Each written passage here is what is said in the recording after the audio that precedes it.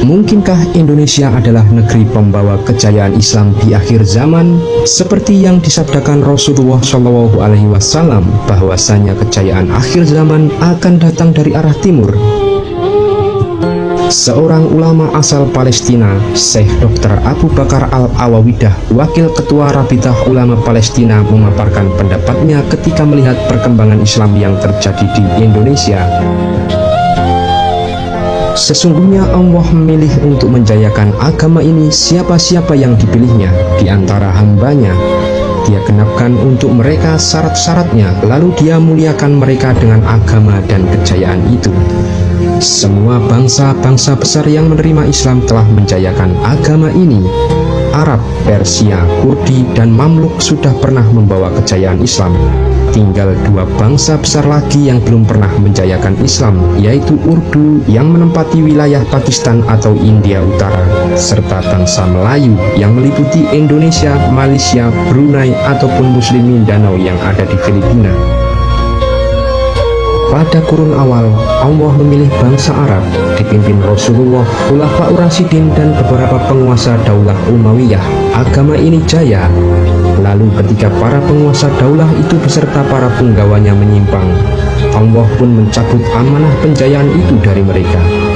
Di masa berikutnya, Allah memilih bangsa Persia.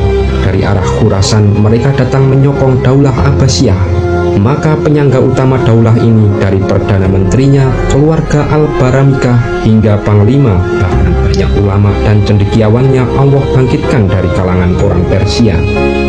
Lalu ketika bangsa Persia berpaling dan menyimpang, Allah mencabut amanah itu dari mereka. Allah berikan pada orang-orang Kurdi, puncaknya Salahuddin Al-Ayyubi dan anak-anaknya.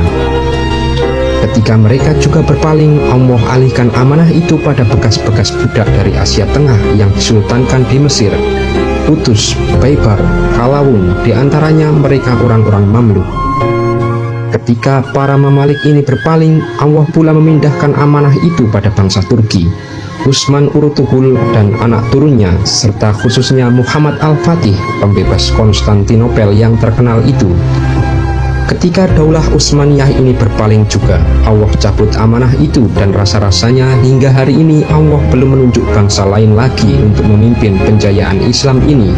Beliau menghela nafas panjang kemudian tersenyum. Dengan matanya yang buta oleh siksaan penjara Israel, menaruh harapan besar pada bangsa Melayu, khususnya Indonesia, untuk menjayakan agama Islam. Dan bukankah Rasulullah bersabda bahwa pembawa kejayaan akhir zaman akan datang dari arah timur dengan bendera-bendera hitam mereka? Dulu para ulama mengira Khurasan dan daulah Abbasiyah, tapi kini kita tahu dunia Islam ini membentang dari Maroko sampai Merauke. Maka sungguh aku berharap yang dimaksud oleh Rasulullah itu adalah bangsa Muslim Melayu, khususnya Indonesia. Hari ini tugas kalian adalah menggenapi syarat-syarat agar layak ditunjuk Allah memimpin peradaban Islam. Mungkin ini hanyalah harapan Syekh Abu Bakar dan bukan merupakan sebuah kepastian. Tetapi jika melihat girah dan semangat anak-anak muda Indonesia saat ini, sungguhlah berbeda jika dibanding beberapa dekade silam.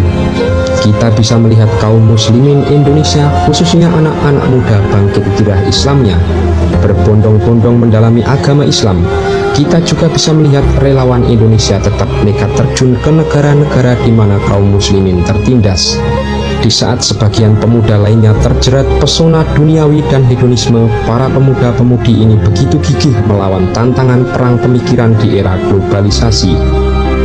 Aksi Bela Tauhid 212 tahun ini dan beberapa tahun silam telah menunjukkan bahwa umat ini telah menyadari bahwa semangat ukhuwah adalah modal untuk menghadapi tantangan akhir zaman. Mereka tak peduli lagi terhadap pencekalan, ancaman, dan tantangan yang akan dihadapi. Bahkan aksi yang dilakukan muslimin Indonesia ini dikatakan mengilhami aksi 812 yang ada di Malaysia untuk menolak insert. Lalu apakah ini merupakan pertanda bahwa Indonesia merupakan pembawa kejayaan Islam di akhir zaman? Syekh Abu Bakar kembali melanjutkan dialognya.